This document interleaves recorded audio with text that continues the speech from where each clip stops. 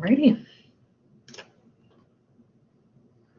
I'm going to try to share screen instead of sharing the file because it always mixes up the images when I do the share file. So let's see if it'll let me do my second screen share. Please let me know if you can or cannot see this. Yay. Oh no. What are you able to see here? I'm not sure. We can see PowerPoint. Okay, great. I can't see any questions, so I might need someone to, let me know if there's anything, because for some reason it's not. It's showing it's in presentation mode. Gotcha. I can man the chat. You're good. Great. All right. Welcome, everyone. Thank you for joining us. My name is Paige Jennings, and I am one of the National Fellowships Coordinator in National Fellowships and Scholar Programs. We are located in Decisor over on the Horseshoe. We help students apply for all nationally competitive awards for lots of different things: study abroad, research, graduate study, and things like the Pickering, Rangel, and Payne Foreign Service Fellowships. So this is what I'll be focusing on today. Feel free to ask questions throughout the presentation. If you have any, use the raise hand feature. Jen says she'll be monitoring the chat, so just let me know if you unmute so that I can pause for a second to answer any questions that you have.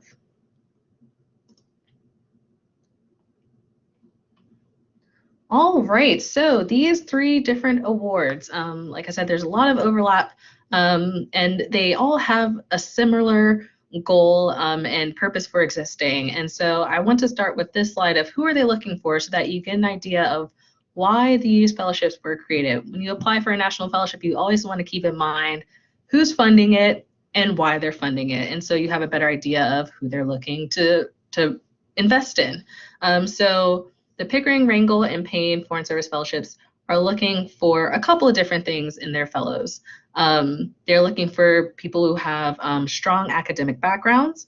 The GPA requirement is a 3.2. It's a very firm GPA requirement.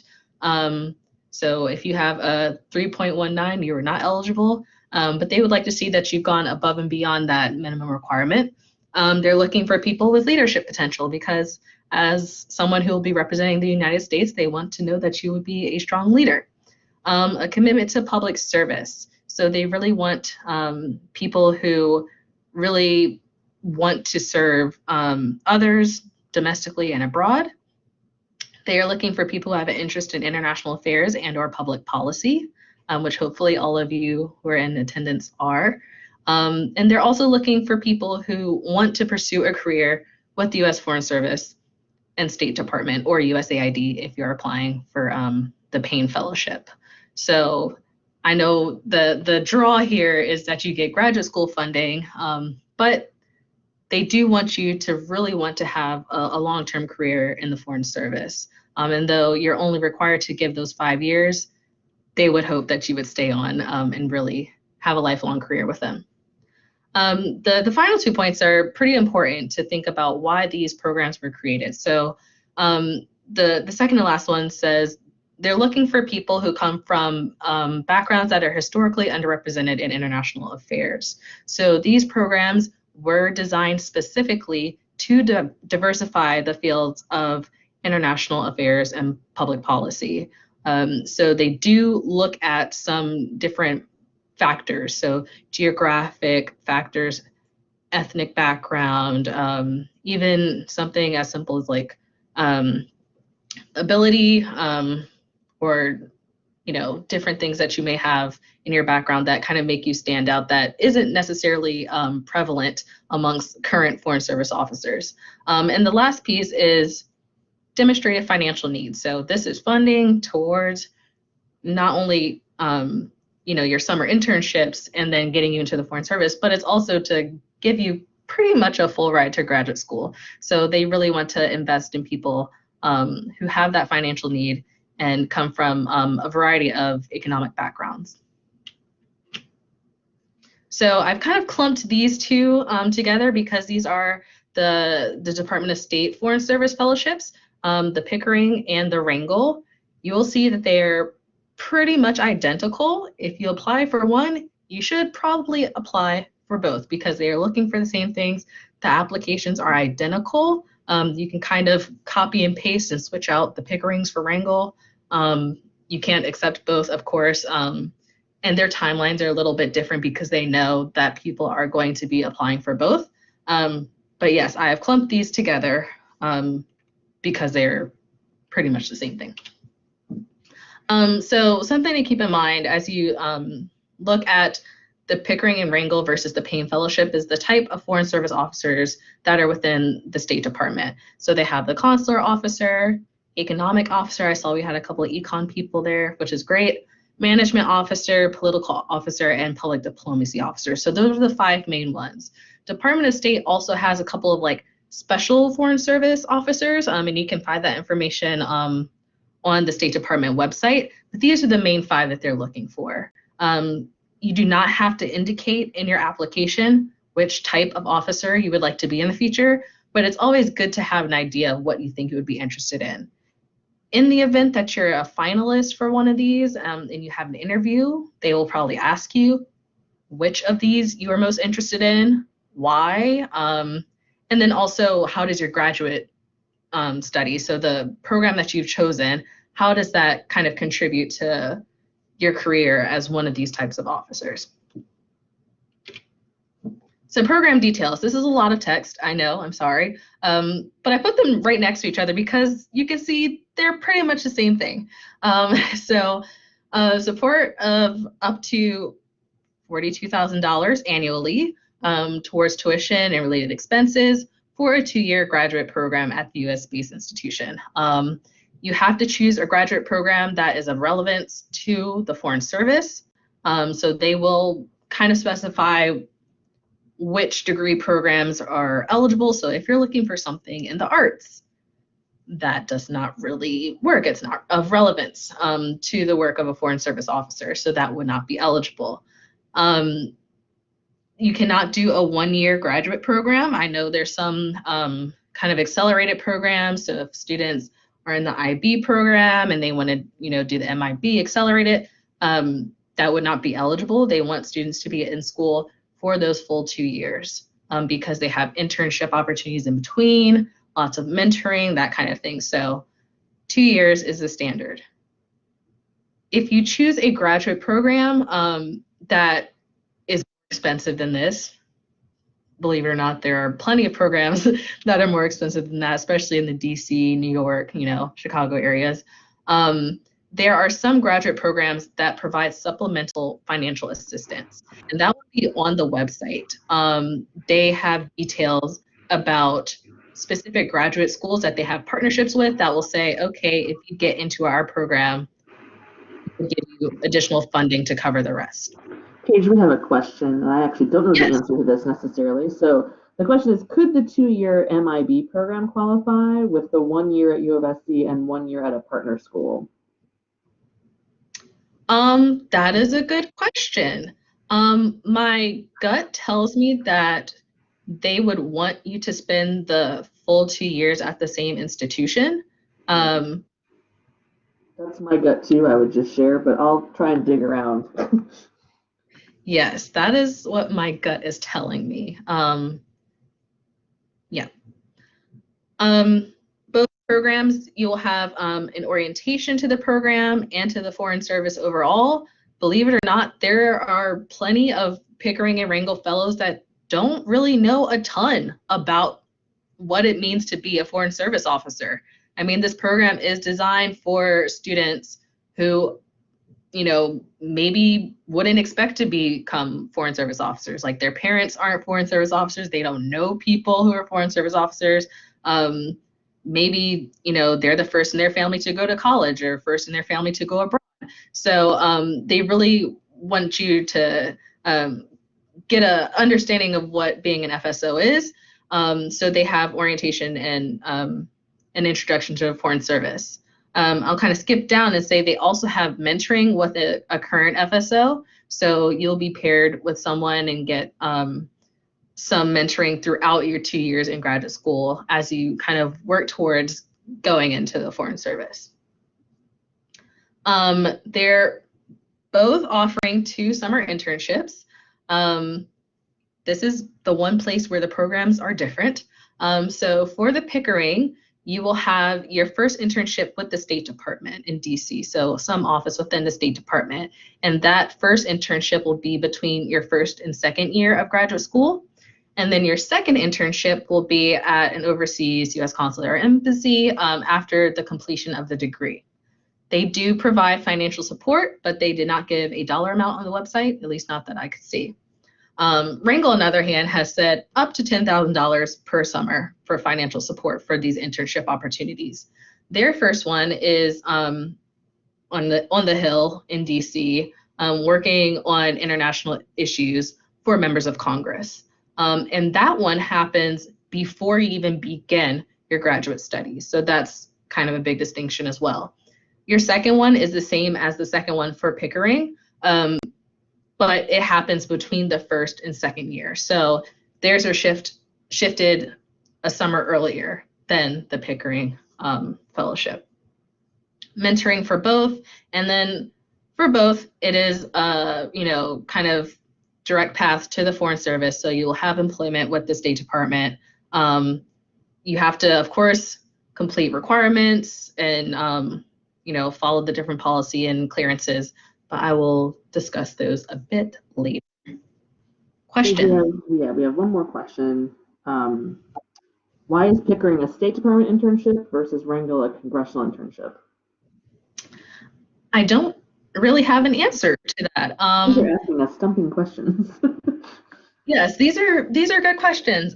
So my gut is just that they were originally not administered by Howard, both administered by Howard University.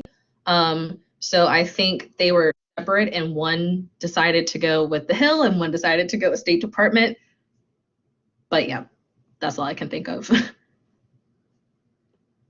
Any other questions? Alrighty. Yeah, these programs used to be a bit more different, and they're becoming more and more similar as time goes on. I will say for both of these programs, they have increased the number of awards in the last year or so. So I think each are awarding 45, where they originally awarded 30 pretty consistently. So lots of support for this. So the Payne is a bit different in that it's specifically for USAID, which is the international development area. And so the work that you would be doing is pretty different because you're working in developing nations. So you're not going to be in the UK, you're not going to be in France, you're going to be in developing countries, and the work you do will be a little bit different. Was there another question there? Nope. No, I was answering Isaac's question. So both Pickering and Rangel FAQ say that the fellowship can only be used at a US-based institution. Yes. That is correct. Now we have another question. Do you have to go into foreign service, or can you go into civil service? It's foreign service. Yes. Okay. So yeah, these awards are specifically for the Foreign Service and State Department for the Pickering and Rangel, and then for USAID for the Payne. So you can see here the types of Foreign Service officers are very different for USAID. They have lots. So population health nutrition, economist, agriculture, education, environment, private enterprise. So we have some IB people here that might be interesting to you. Crisis stabilization and governance, engineering, program project development, executive, contracting, and financial management.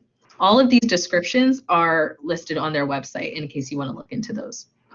We have someone who's in ROTC wondering if any of these programs would work with that. So that is completely up to whichever branch you're in. I would think no, because the military has their own version of Foreign Service, but I'm not completely sure about that. Yes. Yes, you guys are asking good questions. So. Yeah, very hard questions that I haven't had before, but yes, I would guess no, because I am pretty sure the military does have their own version of like Foreign Service officers. So it's separate from State Department and USAID. It's probably a DoD type of thing.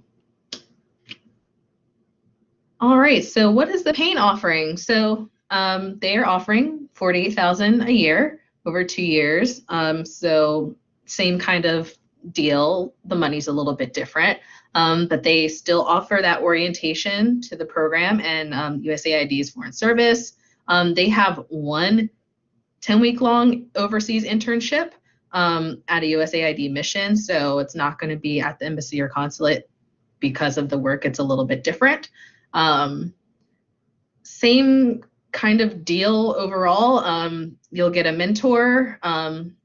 You'll get a stipend for your internship and direct path to employment with USAID. All right, eligibility, application requirements, and timeline. So you must be a US citizen because this is, you representing the US. And then there's a long security clearance process that you have to go through. Like I said before, you have to have a minimum of a 3.2 GPA. You need to be planning to enroll in a 2-year-long graduate program that will begin in fall 2022 if you're applying this upcoming cycle. So pretty much you're going to be applying as a senior, fall senior year, or you can, go and work for a couple of years and apply even after you graduate. So you don't have to be a current student to apply. In fact, they maybe even like if you have a bit more work experience under your belt. So yeah, come back and work with us if you are interested in applying a little bit out of undergrad. The timeline for these, the applications should open this summer in June. So I do not have the official dates, but they should be around this timeline, similar to last year. Applications close for Pickering and Rangel in late September, and then November 1st for Payne. As I said, Pickering and Rangel and Payne, they're all aware that students are probably applying for all three, but at the very least, Pickering and Rangel, people apply for those together. Finalists are selected late October 2021 for Pickering and Rangel, and then December 2021 for Payne. If you are a finalist for both, you will likely have your interview for Pickering first. So Pickering has theirs first, and then Rangel has theirs. So if you are a finalist for both and you get Pickering, then you say, okay, I'm just gonna, opt out of going to the interview for Rangel. They understand that. It doesn't really make sense to decline and then go forward with Rangel because they're essentially the same thing. So yeah, take the first one if you get the first one. Interviews are either going to be in person in DC, or now because of convenience, people know that they can do things virtually. So it might be virtual. That happens in mid-November for Pickering and Rangel, and then mid-January for Payne. You find out shortly after the interviews whether or not you've been selected. So it's like within a week, whether or not you're a fellow. So you will know if you're a Pickering winner, like I said, before you have to go into an interview for Rangel. If you don't get Pickering and you go to the Rangel one, then you have a second chance. We will help students prep for interviews if they would like that help. So just know that that's available. Application requirements. So you need your general background information. You need academic records or a transcript. You'll have to do a personal statement. So kind of, who am I? What am I interested in? What is my motivation for joining the Foreign Service? What are my experiences that I can contribute to the U.S. Foreign Service? different things about your identity that makes you an ideal candidate for the award, because again, they are looking to diversify the field. So they need to know, what are you going to contribute to kind of, you know, meet their goal of being an accurate representation of the United States. So they want to send people abroad who fully and as completely as possible represent the diversity of the United States. You need to complete a financial need essay. One point that I'll make about this is some students like, what do I do? I, don't have any undergraduate debt because I was on all scholarships. Like, what do I say? Just be as clear and honest as possible there, and they will make that decision. I know that the financial component does make up about 20% in their selecting factors. So that's just something to keep in mind. That's not to deter you if you don't have tons and tons of debt or financial need. It really is them looking at the whole person. So just keep that in mind. You'll need 2 letters of recommendation. You need to have some proof of your financial aid documentation, and then proof of citizenship as well. They may have also added another essay. I can't think of what it's called. Jen, do you know what the new essay is called? I can't remember. Yeah, Find it. I'm blanking on it at the moment. Yes, it's something to do with, so another question that'll likely come up is, do I have to take the FSOT? Do I have to take the Foreign Service Officer test? The process is kind of the application process and different things that you have to do as a fellow kind of mimics the experiences you have to go through in the FSOT. So there's different like writing exercises, and part of the application is, they're looking at the strength of your writing, how clear, succinct, direct it is. And the one essay that they added is kind of getting to like, I found it on yeah, Rangel. It's the essay on planning and organizing. planning and organizing. 350 words. Yes. So there's a lot of questions about like, they ask a lot of behavioral questions, situational judgment questions. So they want to see, how you think, how you organize things. Like, are you a good fit for the Foreign Service? So that new essay, I'll be sure to get that in next time around. That's a new addition since last year. All right, so some application tips from the foundations. First and foremost, review the application requirements to ensure eligibility and prepare. So get all of your ducks in a row. Know what you need to do to work on the application. Know how much time you need to craft a strong application, and make sure that you're eligible. What you're proposing is eligible. We can talk to you about competitiveness, but not so much eligibility, because I don't know every little thing about you. So if you're like, oh, I got a 3.19, but I think I'll have a 3.2 if after this one semester, I can't say. So just be sure that you look into those things clearly. Explain in your statement of interest or personal statement your motivations for applying, and again, identify your background, experiences, and skills for a successful FSO. So go to the State Department website, go to the USAID website, and see what they are looking for. What makes a strong FSO? They even have little quizzes on there to see, is the Foreign Service right for you? Do that little 5 to 10 minute quiz and see how you come out of that. You want to demonstrate academic ability and rigor in your studies. So challenge yourself in courses. If you're able to take a master's class here or there, take a master's level class. Obtain strong letters of recommendation, and make sure they get in on time. So if you have 4 different people that you're thinking about and you're not sure who would be the best one, come and talk to us. We can give you some advice based off of what we know they're looking for, what these people will be able to say about you and what makes you competitive, and what past recipients have done. Demonstrate the need for financial assistance. So again, be clear about it. If you're like, yes, I, came out of undergrad with no debt because I worked a full-time job the whole time. That's significant. You need to say that. They will think, okay, so it's not that they just have tons and tons of money spilling over. It's because they worked and was able to, fill the gaps that maybe scholarships didn't cover. Write that out. Again, we will give you feedback on those. Next thing is to include all relevant extracurriculars, community activities, volunteer experiences, all these different things that highlight your leadership.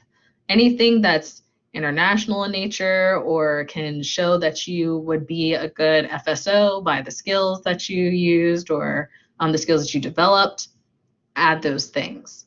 List all relevant college, university, or professional honors and awards. So if you won a Gilman scholarship to study abroad and study a language or something, if you want a CLS, include those things because they would love to know what you're doing. And here's our tips for crafting a strong application. Things to think about. What is the story you want to tell? What do you need to tell them that will most accurately reflect who you are and your motivation for applying for this thing? Critically think about your past, present, and future. When did you first find out about what the Foreign Service is? How did you decide that you wanted to be an economic officer? Did you talk to an FSO or someone who was a Rangel Fellow? Did you do an internship at the State Department? Did you do the Washington Semester Program and think, wow, I'd really like to go into a career in foreign service or public service? Think about those things.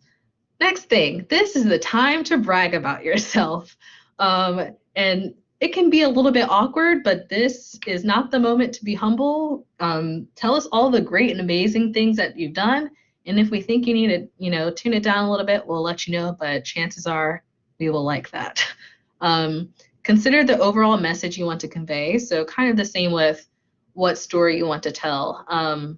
But if you want to have an overall message of, I really love serving others, and I think this is the best way to do that, convey that somehow. Use active, not passive voice. I think that next to her, something our advisor, Ethan, will kind of be shouting in the background, yes, use active, not passive voice. And focus on those grammar, syntax, and punctuation things, because again, they're looking for strong communicators. To be a successful Foreign Service officer, you need to be good at communication, and so they are looking at your writing. During the interview process, they are looking for strong oral communication skills, so keep those things in mind. Be authentic, and don't tell us what you think we want to hear. So it's pretty easy to fall into cliches about, the era of globalization. I want to be a global citizen. Okay, let's go beyond that. And just be real about your motivations and interests. Other things to consider as you're applying for this fellowship, or just thinking about being a part of the Foreign Service. The fellows must commit to a minimum of 5 years of service. If that sounds daunting, this may not be the right fit for you, because 5 years is the minimum. They really do want people who want a lifelong career with the Foreign Service. Next important thing is that fellows must pass a security and medical clearance. Failure to pass clearances will likely result in a termination of fellowship agreement. So medical clearances do include drug tests, so that's just something to keep in mind if you are interested in pursuing a career with the Foreign Service. Fellows will take an FSOT at a later time, so they do give you the opportunity to take the Foreign Service officer test. I don't know if there's a certain score that they have to pass. It is a little bit different. It's not like the traditional path to a Foreign Service. Since you are a fellow, you kind of get your way in, and you'll have potentially multiple times to get to pass it, but you will have to take it at some point. And finally, the application process, like I said, is designed to determine your suitability for a career in the Foreign Service. So look carefully at the website to see what they are looking for. The interview process, you will be interviewed by different Foreign Service officers and people in international affairs and public service careers. You will have a timed writing exercise where they give you a prompt. It's probably a situational judgment kind of thing. Again, if you're a finalist, we will help to prepare you for these things as much as possible. But again, it's about how you maintain your composure and still excel even under some pressure. All right, you're interested. What do you do next? So talk with one of us. Let us know that you're interested. Review the program websites. Look at the scholar profiles and the different resources they have on the websites. They have a lot, hints and tips. It's great. You can read about people from all over the country and where they are now, which is really cool. Complete an intent to apply form. So let us know if you plan on applying for something next semester. For some of our freshmen and sophomores, don't worry about it. You've got plenty of time. But if you're in your junior year and you plan to apply this upcoming fall as a senior, let us know that you're going to do that so we can keep in touch with you. Start looking at graduate programs you wish to apply for in your area of focus. Again, the websites will have some of their partner schools listed, so you can see, maybe this school will give you a little bit more money, or they will just tell you the types of programs that are pretty common amongst fellows. So I know for sure that the USAID website has under each of the different types of officers they have suggested graduate degrees. So that might be helpful as you kind of go through that. Yeah, look for your area of focus as well. So maybe think about what type of FSO you want to be. Again, you don't have to have that nailed down. Even while you're in your graduate program, you have time to think about that, but it's something that's worth at least having an idea of as you go into the application process. Work on your application this summer because it is due early fall semester and you don't want to wait until coming back in August and being bombarded with so many different things and being overwhelmed with being back in person that you're like, oh no, I don't have time to work on this. Send us drafts. We will be here in the summer to review and give you feedback. We also have our past applications, our finalists and recipients on file. We have resources in our Blackboard organization, which you guys will be added to after this, or after you complete your intent to apply form. And then submit your application by the deadline. If you are selected as a finalist, we'll conduct a mock interview for you. So here's our website. So National Fellowship Advising. If you're an undergraduate, you will sign up for an appointment through Navigate. So we are under Involvement and Engagement, and then you look for National Fellowship Advising. So please indicate in the notes how you would like to meet, or no, this is old news. Tell us what you would like to meet about, and we will send you a link for a meeting. If it's virtual and in person, you just show up to our office, which is 3rd floor of Dessessor.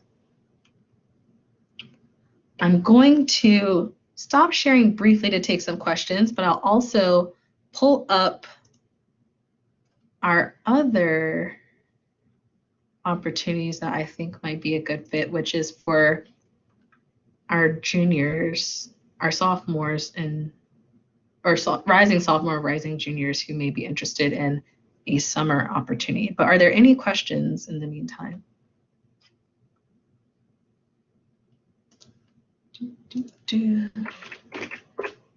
All right, so I'm going to reshare screen 2. So here we are on the Rangel website. There's something called the Summer Enrichment Program, and we just got our first winner for this, which is really exciting.